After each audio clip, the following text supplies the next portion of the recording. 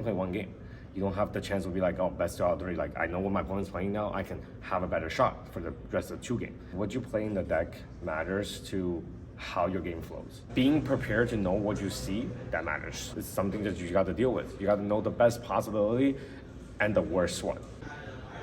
Hey, how's it going, everyone? I should be here today with NA number 1, Grierson. Thanks for finding the time for this. Really nice to always see you around. I just saw you at Worlds, now at Vancouver. Toronto too. I mean, you're a really, really strong player, so I'm happy to have the chance to talk to you.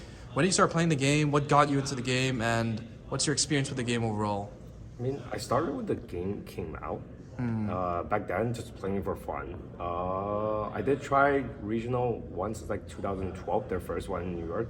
But back then, it's a little kid, so it's like gotta just experience how it is. It's pretty nice. And then my first top was in 2014 with my teammate. Well, not the current ones, but they all stopped playing. But it was a good experience. It's like it's okay, but back then the game is very different from now. 5K triggers and then 10K shields, like very small Great numbers. suck, not even a G assist. Yeah, no GS is nothing. If you hit like a 13 magic number, like so much better than now. It's like, but it takes more skill. Back then, it's like luck matters, but you need to know the number better. Now it's just like, oh, flip 3 triggers, I win, or the rainbow trigger, definitely. That one's it's way too big of a difference. Like back then the numbers were smaller, but the triggers were smaller too. Yes. And so the way you play the main part of the game, the triggers help, but it can only affect so much. Yes. Which And right then now. knowing when to guard is more important than now. Now, even you guard in the correct time, if your opponent checks 3 trigger and just auto send you to somewhere, so you can't do anything. Crit front, what can you do? Yeah, It's hard to there's catch up. nothing you can do. I mean, you've been playing competitively for the last like little bit. I would say I've always been playing competitive after my first top. It's just that being a kid, you can't travel. So I always only just been playing New York. And now not able to travel, so I always stop at top 8. So before COVID, while playing, I always top 8. I have like literally everything from every year. But like I can't go anywhere, so it's like there's no point. So I just get my win in top 8, get the playmat or whatever they give out, and leave. Yeah. Before V started, that was 2016? something like that. Yeah. That's when I didn't really play. I think it's also a great time for me to stop because it was during Eng and Chrono Jet formats. That's the end of G era. And I think that format was toxic, like really bad. It's like you either play Eng or you play Chrono Jet, but if you play Chrono Jet, you see Eng, you auto lose. It's like, what's the point? It's a really bad format. But they tried to fix it. They did have the ban list and everything, but it wasn't enough. And during V format, everything I would say is a lot easier. It's way easier because cards are very just you read the card, play it correctly, you wouldn't lose half the time. You only lose with certain things when it's like your player skill level is equivalent. That's when trigger matters. I think, personally, I think V died is like it's a good thing. Because they don't fix the problem and they don't give any more support. But V, it's a format where skill matters a little more. And then there's no OT. Yeah, there's no OT. Like if you guard no pass, that means no pass. Yeah. It's like you don't have to worry about nonsense. Pre-am, I would say definitely if you're more creative, you will have a better shot. In the format that is known. But other than that, it's like don't play loop. Don't play loop. Other than that, it's pre-am is just more skill right now compared to standard, I would say. Playing from as a kid to all the tops, all the standards, all the OGG era to V to standard. Do you think there's any like particular like 1 or 2 or 3 things that you think that really improved your play and made you feel more confident as a player? I definitely think all Vanguard's better. There's several differences. Number one is back then you don't have all the resources like from Fuzzy Paradox. Like you know all the top decks, you could just net deck. Back then you had to literally think what you should put in the deck with limited resource, which card is the best choice to be in the deck. Things like this is now it's just like everything's online, everyone just net deck. It's just people most change 1 to 2 cards because they think this might be slightly better than the other thing. But it makes people not think. They're just playing the deck because it's just naturally there. Like whatever's topping, I just copy the entire thing. and I don't think about it. Yeah. I like it when I see different, like let's say right now, Balsagra. Right. Like you see people playing defending role, you see people playing different things. Yeah. But everyone, like you look at an entire list, like we'll say 50 cards, and then it's like, I would say like 45 is the same thing. Yeah. Like 45 to 47 the same card. Yeah. Like it doesn't show any creativities. Like people just don't think. Do you think that this is a design issue from the game, or if it's just how the community is built at the moment? Oh, I think both. I definitely do think the way they design standard is they try to make it easy and simple for players to join, to come in to play. I think that's I guess fine. it makes sense, yeah. Yes, so it makes sense to make it easier. But I also think it's just like player doesn't think anymore. It's just that, oh, whatever top, we just follow that and then we just use it. Yeah. I mean, the most clear example is during Levy Dress format. Our side, Levy Dress was dominating compared to Raz. In Right. Japan, Raz is definitely beating the Levy Dress. Yeah. It's like that just shows a difference. But when I saw Levy Dress, how they designed it, I was just like, this is gonna be the best deck. But everyone's like, no, Raz is better because everyone's following Japan. But Raz is really good because how it was designed is very controlled and very slow. The deck goes really slow. But they also forget one problem is in Japan, it's 30 minutes per round, and there's not really double loss. Like they do have double loss, but their top games is best 2 out of 3. We're still best of 1. Yeah. Best of 1 means your deck need to go faster. You could kill them from 2 damage. You have a higher chance to win because you only play 1 game. You don't have the chance to be like, oh, best 2 out of 3. Like I know what my opponent's playing now. I can have a better shot for the rest of the 2 game. So it's just that whoever, and then Levy Dress prefer to go first, while Raz prefer to go second. In Japan, Raz, they never rush to make the full 5 attack board on Levy Dress first turn. Compared to us, we're just like, oh, we have everything, just go for it. You're grade 2, I'm gonna do the full attack on you. It's not the same here. Like both sides different. So I think we can't always just take their perspective and just say, oh, this is definitely where we're supposed to go.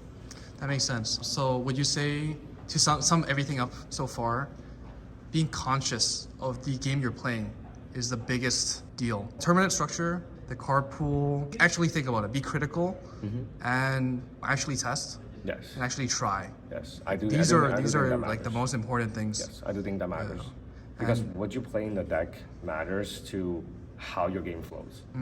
We talked briefly before as well. Like being prepared is a big deal. Tell me about like the time structure of the events right now, how you feel about it, and like how it impacts your way of approaching a PCS or a BSF. Well, I think how currently pricing is definitely better. I'll give it that. Like it promotes people to travel more, but I do think team is not how team it is. They're like especially this season. If you look at it, it's like you team standard, but day 2 is single for lyrical or premium. Yeah. The thing is, both of these formats could still be teamed. There is enough pool of stuff for people to play as a team. That's why it's team league. That's why you're doing this. Like I only traveled because day 2 is Weiss, because Weiss you team. But I wasn't playing lyrical or premium this season. This is not what I'm planning. Yeah. Because that's the whole purpose of team. You want to play with friends. You want to hang out. Like you want to enjoy yourself. Like not just to play by yourself. I really don't see the point to it. And what I also didn't like is it forced player to invest in a deck that they might not need it after this. It's like you're purely playing the tournament just for this. I guess some people wants to make the money. Like that's how some people are. But you're also taking the time to invest. But if you don't win, you waste more. That's the other problem. So in terms of actual structure, I think it's fine. But I do think once you get the top 8, should be best 2 out of 3. How it used to be. Back then, it's actually best 2 out of 3. Yeah. Yeah. I thought it was day 1 and day 2, right? Day 1 Swiss and the day 2 is like top 8, best of 3. Sometimes they finish in one day. Okay. Sometimes it depends on how large it is. Okay. And I experienced both. I even experienced round 0, which is something crazy that I only experienced once. But What is round 0? so if you lose, you're eliminated. Oh. Yes, it's too many players, so they randomly select some teams to play. Okay. If you lose, you're out. That's crazy. Yes. So it's very crucial. It's like best of 1. Like back then, my teammate got Rule Shark saying that you had to stand and draw you stand a draw in a stand, the judge was like, it doesn't matter. It's just a phrase, that's how it is, but you can draw in that stand. It doesn't particularly matter because it's the same phase. Yeah. But, you know, it's back then how it's just because of these things, people want to do their best. They have to try to cheat a little way out. It's whatever. But now it's just everything finished super fast. They try to go through faster. Like they try to end before. I get it. They everyone want to go home. Like they want everyone to leave on time and stuff. Because most of us now is like got to work on the next day. So like, we're older now. Yeah, you got to do this. It's not like when you're a kid, do whatever you feel like. Yeah. But I'm okay with the structure. But I still think when you go into top, should be best 2 out of 3. That's definitely needed, especially with how OT it is. Yeah. Yes. When a game that matters you lose because of OT, that's kind of unfair. It doesn't feel good for anyone. Yes. You win with it, it feels bad. Obviously, if you lose with it, you feel even worse. Yes. But it is part of the game. But yes, you know. I'm definitely okay with how OT is now. When it first came out, I was just like, this is ridiculous. But as the game progressed now, everyone realized they're not going to change anything. It's going to be part of the game for a good while, unless they decide to reboot again. But having this also brings the luck part of the game. So I'm okay with it. Yeah. I think that's how Vanguard was used to design to begin with. Luck supposed to be matter a little more, which OT brings it out.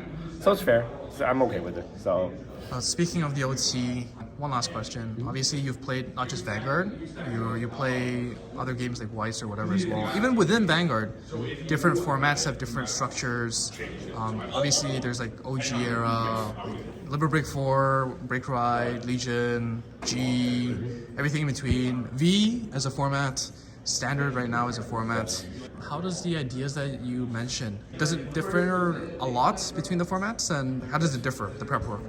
well, it's definitely a lot different because and it also differs between team or single. In a team setting, it's like you try to bring the best 3, but where you sit and what you see matters too. You might be prepared like a lot of people prepare with Basagra, but where they sit at their opponent is playing a rogue deck, trying to cheat you out. Yeah. Like I said, or chaos, like these things like this. When you go second as a Balsaga player, you don't have a shield. If they hit everything, which is so much easier now because they got so much support, they just roll you out in one turn. And your only shot was hit defense OT. Well, that's not fun for the game. But if you play in the format which is single, you know most people can play BAV. And then you just gotta be like, all right, how do I prepare mirror match? What's the best way to do it? Like we look at WGP, I forgot his name, but the first one BAV was made, he got first place. But you look at some of his game, he did some play which is surprising to most players, but it's a high risk, high reward. When he goes second, he denied his opponent straight up until his turn 3. His opponent was not able to triple drive, was not able to do anything. But people still call cards down to rush. So some of the game he was at 5 damage before anything, even though his opponent only twin drive. But it also brings to the part was like he checked heal trigger because of his triple drive and just turned the table around because he's on a much higher spot because he triple drive first and then he got what he needed. It's high risk, high reward. If he didn't check a heal trigger in some of the game, he might lose. Or if he didn't crit on the correct moment, he'll also lose. But it's where like things he thought about that normally people would not do. Right. You would naturally go in second, you still give the damage, and you have to. Most people deal with the triple drive to begin with, but he decided to go that route. And for some decks in this current format against BAV, that works. Like playing bad, it's like if I know I can set up perfectly, I don't have to give you damage because I can kill you from 0 to 6. Yeah. But the way I play bat, I like to rush my opponent. If I have the ability to do so, I will put them to 3 before I even start turn 3, because I feel like playing this long now, everyone knows this deck doesn't play PG or play for heal trigger. They know you're lacking shield and everything, so they try to rush you back. Most of the time, you probably only have 1 turn to play the game, and you might not have 13 or above order. Yesterday I won X1. Most of my game I played was 12 orders. I finished in 1 turn. I did not personalize anything because I was at a spot where it's like, this is my last turn anyway. Yeah. So it's like, but there's potential. It's 50-50. If my opponent check 2 defense trigger, I auto lose on the spot. Yeah, you can put them to 3, but that doesn't, they still have 3 chances to hit a defensive OT. Yes. If you leave them at 2, that's 1 more chance of hitting Yes. defensive OT. So everything, I really like how you gave the example, and it just shows, if you know what you want to play and you know what you expect, you can prepare better. Every single decision matters, and whether you top or not, or X1 or X2, yes, you can lose to luck, but what can you do? If you lose to luck, you lose to luck, but the only thing you can do is try to make that gap as small as possible and play as good as you can. Yes, that's how Vanguard works, and then that's what you got to do. But I think being prepared to know what you see, that matters. That's what matters the most.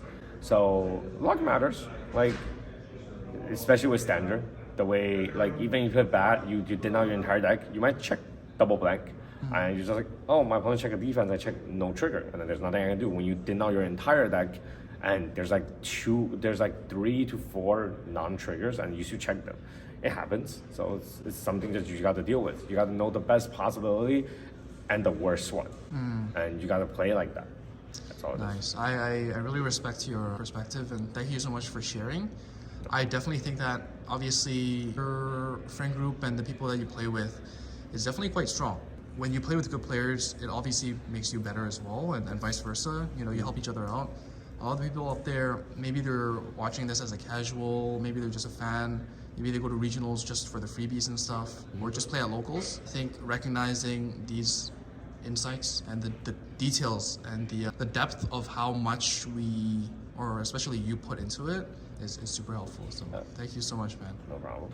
All right, well, I'll see you in Toronto. Yes. Hopefully I'll get another video off you, and see you soon, man. Thank you again. Bye.